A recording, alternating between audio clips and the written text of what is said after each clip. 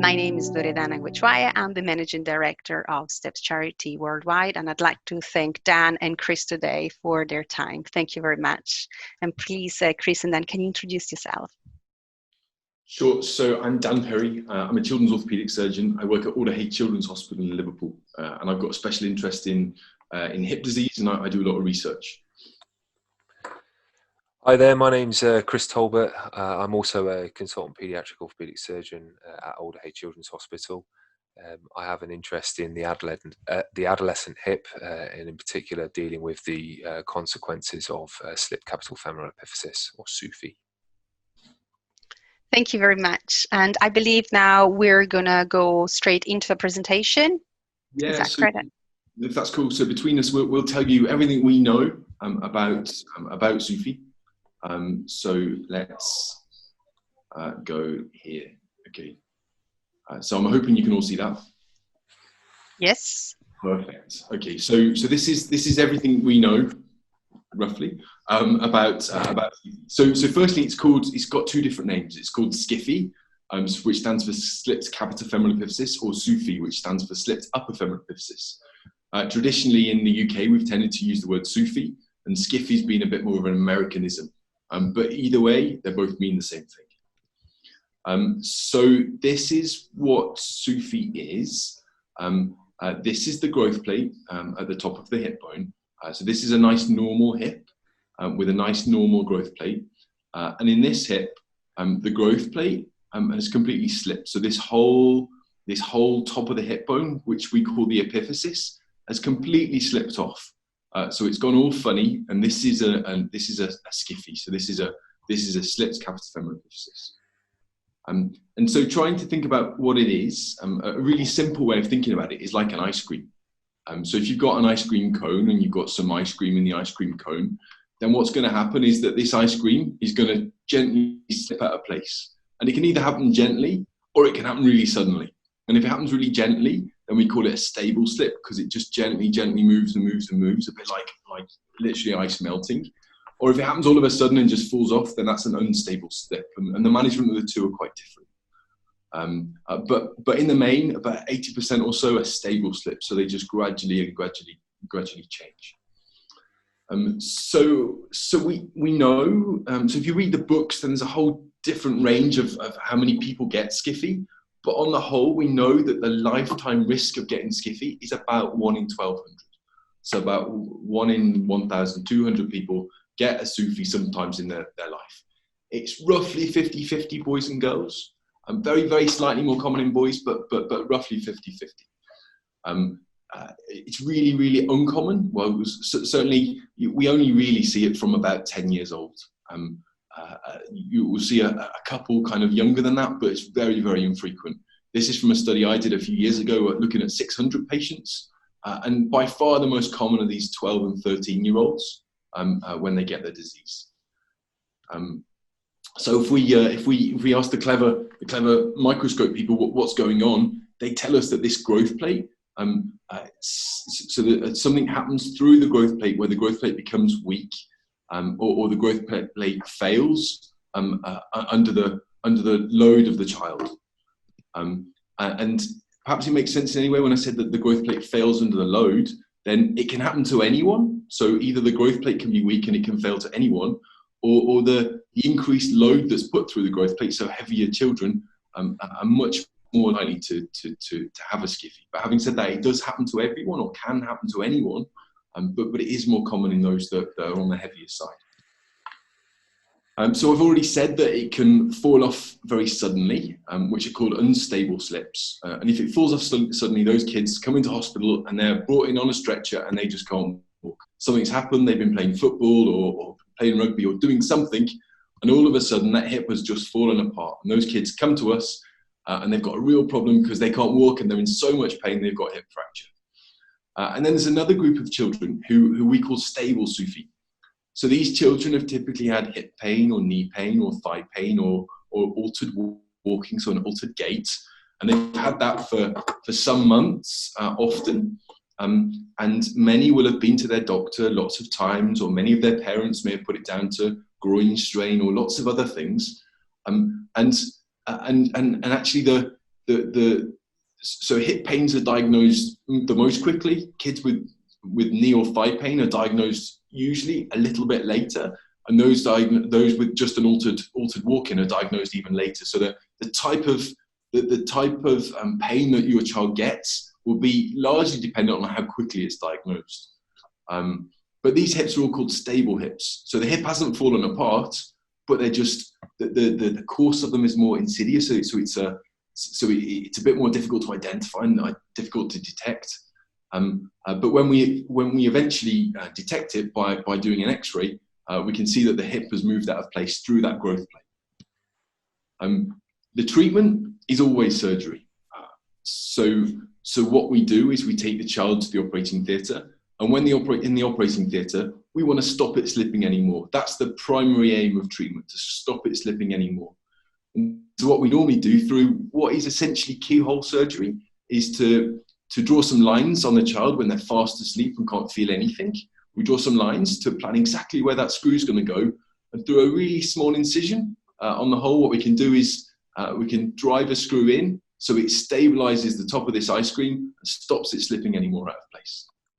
So in the main, that's SUFE. From a surgical point of view, it's a relatively straightforward condition to treat. The big challenge is often in doing the identification. But that said, they're not always quite so straightforward. But we know it always needs surgery to screw it back together. But there is some debate amongst surgeons about how best to do that. And Chris is going to explain a little bit more. Okay, so this part of the talk is not about not to confuse you. It's just to try to give you an insight into the kind of controversies or the difficulties in deciding what exactly to do when your child comes and presents with a SCFE or a SUFE. So the unstable SUFE is where they're not able to walk, or they're simply bedbound because of the pain that they're experiencing. And one thing that people do is talk about an unsafe window. And when we talk about an unsafe window, with these unstable slips, Mr. Perry talked about there being an ice cream on and the scoop of ice cream is on the cone. Well, we're worried when it's an unstable SUFE that the ice cream itself is going to melt, and that's a condition called avascular necrosis. And if a child gets avascular necrosis, this is something that will have significant ramifications for them in the long term. So what we have to do is we have to try to do an operation to reduce the risk of giving the child avascular necrosis. And this unsafe window concept is that essentially, if it's performed within a certain time frame, we found that the rate of avascular necrosis, or the ice cream melting, is higher at certain points in time. And this is why some children will have an immediate operation within 24 hours. And if we can't get to that child within 24 hours to do an operation, then we sometimes say we need to let time pass. And this is called a delayed approach, such that we can operate at a later point to try to avoid this unsafe window concept of the child getting avascular necrosis. It doesn't get rid of that risk, but we know that this is a window which we need to avoid. Can you go to the next slide? So the unstable SUFE treatment can be done in several ways. If it's done within 24 hours, some people will perform an operation. And I say some people or some surgeons because this is very much dependent on where your child will go to in terms of a hospital and the competencies and the abilities of the surgical team and their protocols of managing this SUFE. Some people will operate on a child and they will make an incision to put the ice cream cone or the ice cream scoop back onto the cone and fix it with a pin. But this does require more than just the small keyhole type incision to put the screw in. You have to put the head back on before you can put the screw in. And this is called an open reduction internal fixation. Other surgeons and other philosophies are to treat it with a thing called realignment surgery. And this is a big operation. It's an operation in which, can you just go to the next slide, Mr. Perry? This is an operation, sorry, back one. This is an operation where you again put the ice cream scoop back onto the cone, but this is done through different approaches, and it also means that you have to take a sliver of the bone away to try to help the head come back on and try to minimize the risk of it melting and getting avascular necrosis. Next slide, please. So the severe stable slip. So the controversies around this are about correcting the deformity and also reducing the risk of avascular necrosis. And there are two different types of procedures that can be done here. So the one procedure, which we've already talked about, is to pass a screw across and what we call pin it in situ. So to fix it where it was, to stop it from slipping. But as you can see on the slide, there is a deformity still there. The head is not where it should be. And so later on, or at a second surgery, we do an operation which is lower down the thigh bone to try to help correct that deformity. But it's not done at the site of the deformity, and this reduces the risk of avascular necrosis. However, there is another operation which can be performed, which realigns and puts the ice cream scoop back on the cone at the first stage or sitting of operation, but this has a higher risk of avascular necrosis. And that's why there are different options and different discussions about what is the right operation to do.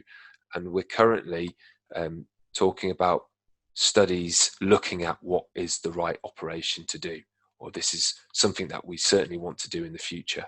Next slide, please.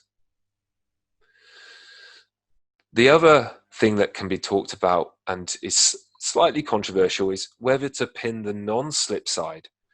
So there are two different philosophies. One philosophy is that everybody should have it, and the other philosophy is that we should selectively choose who should have the non-slip side pinned. And different surgeons will have different ideas, and I think really it's about knowing that there are some ideas to pin everybody and some ideas to do it selectively, and each surgeon will discuss with parents and patients on an individual basis as to what is the right choice for that particular patient. Because one has to remember that there is not just, there is a risk of not pinning because you can create fractures. So we have to weigh up the risks and benefits of pinning the non-slip side. Okay. And just a final statement and a final slide on implants, because there's lots of different things that can be used. Next slide, please. So the first one is wires. So we can use smooth wires. We can use devices called growing screws, and predominantly these are used in the younger children because we know that they can grow their deformity out. And what with the use of the growing screw, it helps. It does help to allow for the remodeling, but it's really important that you have to watch these because the child is still growing, and as such, it means that they can grow off that screw. And if they grow off that screw, then they could have another SUFE or another slip. So it's really important to watch those if they've got growing screws in. It's also important to watch the patients that have got partially threaded screws in as well. But this is another device that can be used on the right-hand side. And you can use fully threaded screws as well. Which ones are the best? Well, again, there's no evidence to say one is better than the other. Again, it would be a unit or a surgeon deciding who's doing the surgery to discuss that with the parents and the patients who are having the operation. So in summary, we've tried to talk to you about what SUFE is, the controversies in treatment and how to treat SUFE. We've looked at, I hope we've given you an overview of the decision-making processes for the surgeons and the different treatment options, and also the risks and benefits, particularly surrounding avascular necrosis of procedures that can be performed. Thank you. Thank you very much for the presentation. That was very insightful, and I'm certain a lot of people will have many questions. I'm going to show you as well, because I've got props. And so just so you know, so this is what a normal hip looks like. And the great advantage we've got here at Alder Hey is that we've got 3D printers on site. So if we get children with particularly difficult or particularly severe hips, often we're able to print the images out from a CT. So this is one that I've just grabbed from under Chris's desk. So this is a SUFE hip. So this is a normal hip. So the black line represents the growth plate, and in this SUFE hip, this whole part, so this is where the growth plate is, but this whole border slipped out of place. So if I put it in the socket, if I do it the right way, so if I put it in the socket, then as the child bends their hip up, so as they flex normally, what happens is this big bump that's left bumps into the front of the hip joint and causes them pain as they do it. And often what the children can't do is they can't bend their leg up straight. In order to overcome that bump, they have to move their foot outwards in order to flex their hip up. And that's what we call it obligate external rotation. So the children often walks with a leg that's slightly pointing outwards, their foot points outwards. And so the reason they do that is to move that bump out of the way, because that bump just bumps into the front of their pelvis if they try and walk normally, and that causes them lots of pain. And also what that causes over time is that causes degeneration of arthritis. And that's the problem with SUFE, and the fact it deforms it and it generates this arthritis. Thank you, Dan. And I think we can go straight into one of the questions that we have received, in that what are the long-term consequences if SUFE is not detected in childhood? Do you want me to take that? Go for it. Yeah, so the long-term outcomes can be, I pretty much put them into two categories. The first one is the outcomes of the first surgery. So we talked about avascular necrosis, and there are other problems that can be caused, and that's chondrolysis. So these two problems can lead to degenerative arthritis down the line. Okay, and we know, if you look at the national joint registries, that there are many patients that have early hip replacements because of this problem of avascular necrosis and chondrolysis. The second point to make is that there's a concept and there's a condition called femoral acetabular impingement, which is a long word, but essentially it's what Mr. Perry just showed you all. And that's because of that bump constantly banging against the sockets, it causes significant damage to not only the joint of the socket, but also the soft tissue aspects of the socket called the labrum. And this constant damage can lead to degenerative change as well. So the long-term consequences of SUFE are essentially early degenerative change. Thank you. And what one can do if you have a late diagnosis in adulthood, obviously, if not treated?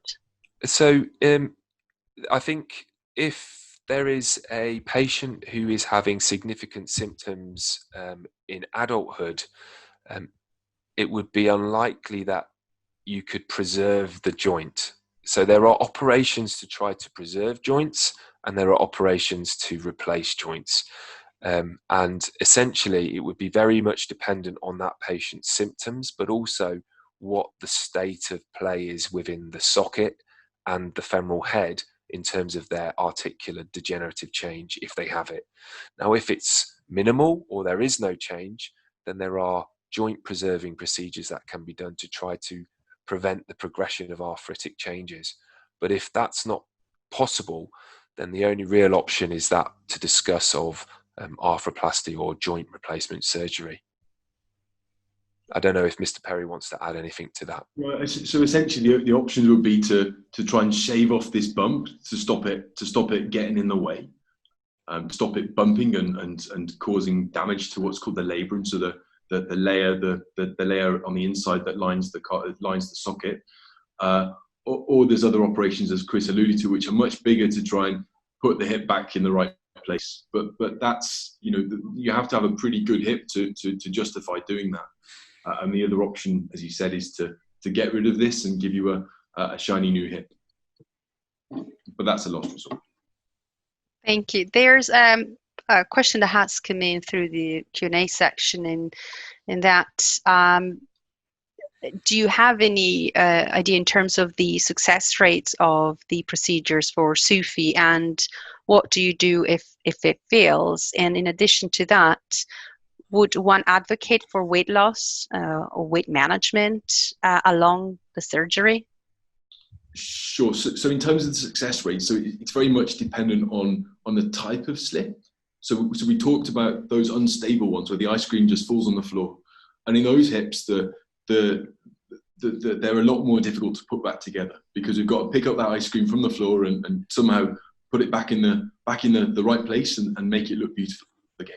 And those hips are a lot more difficult. They get this thing called avascular necrosis, where the top of the hip bone just melts away.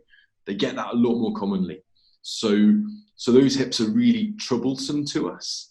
The hips that don't have that, so the stable slips where they slip gradually out of place, they're much more amenable to treatment.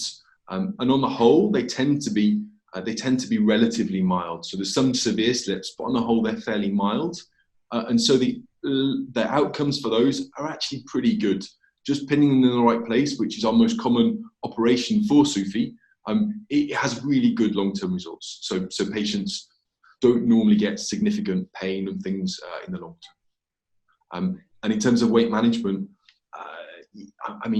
it's always difficult talking to parents and the children about their weight. And like I said, it's not everyone is overweight, but certainly the large proportion of children with SUFE are overweight. And I generally say to parents that if this is happening in the child's hip, then it's a little warning shot that there's other things going on in the child's body as well. So I think some form of diet modification in those situations is just generally good for the child or the adult, whoever it may be. Thank you, Dan. There's a question also related to if a child has SUFE, are there other conditions that the child might be impacted by, such as hip dysplasia, Perthes? But we also have a question with regards to SUFE and Down syndrome, if they're correlated. So Perthes disease, no. So I a lot of my life is spent looking at Perthes disease, and both can cause. So Perthes disease is another hip condition, and both can cause that top of that hip bone melting away. So SUFE and Perthes both cause that, but the two themselves aren't related. So Perthes and SUFE aren't related. The same for other hip diseases like hip dysplasia. That's not related to SUFE.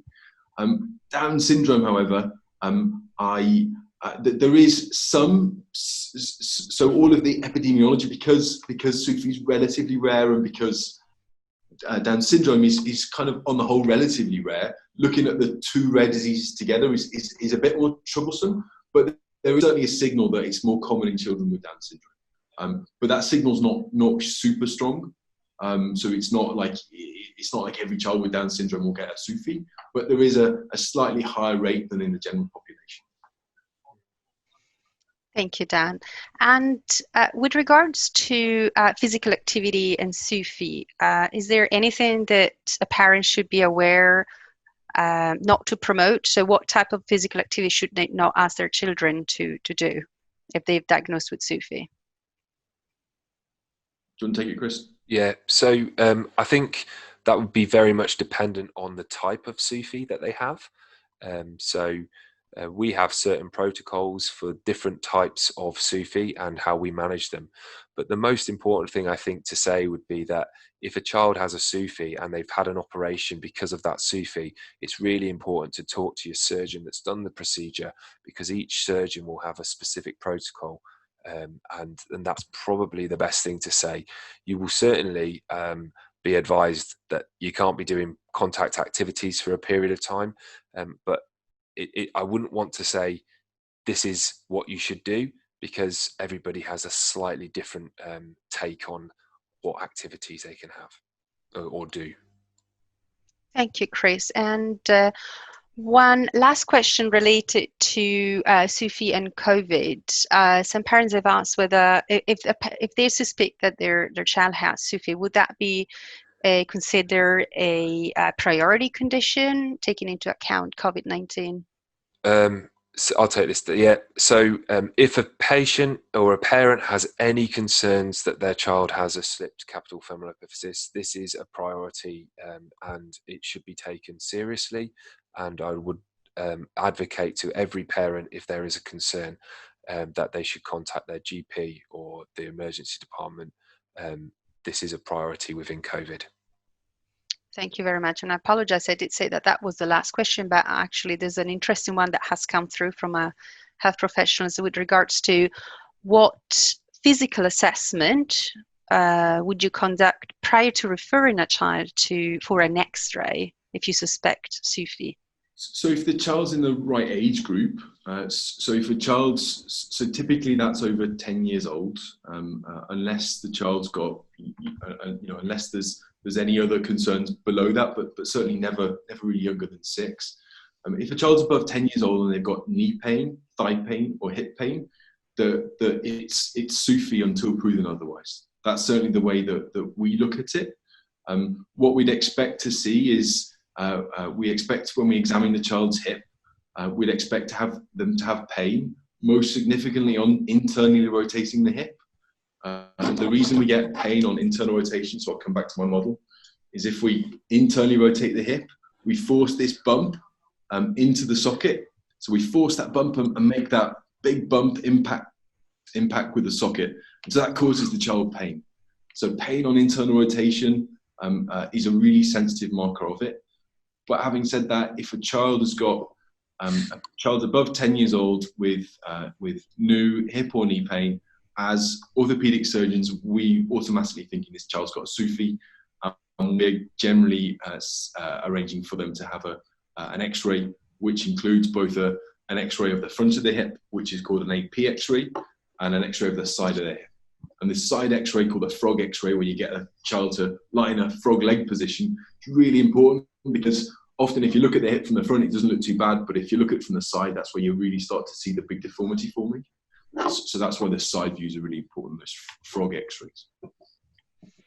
Thank you very much for your answers, and I'd like to thank you for your time today, and I'm certain that our attendees have more questions that I want to ask you. I suggest you send your questions to our email address, info@steps-charity.org.uk, and if there's the case, we're going to run another webinar. I can see that many people attended this one, and we also have an attendee say that she's thankful that we're recognizing, or we're elevating the importance of this condition and organizing a webinar. Thank you everybody for attending. Again, Chris and Dan, thank you very much for your time. Much appreciated, and have a good afternoon, everybody. Thank you. Bye-bye.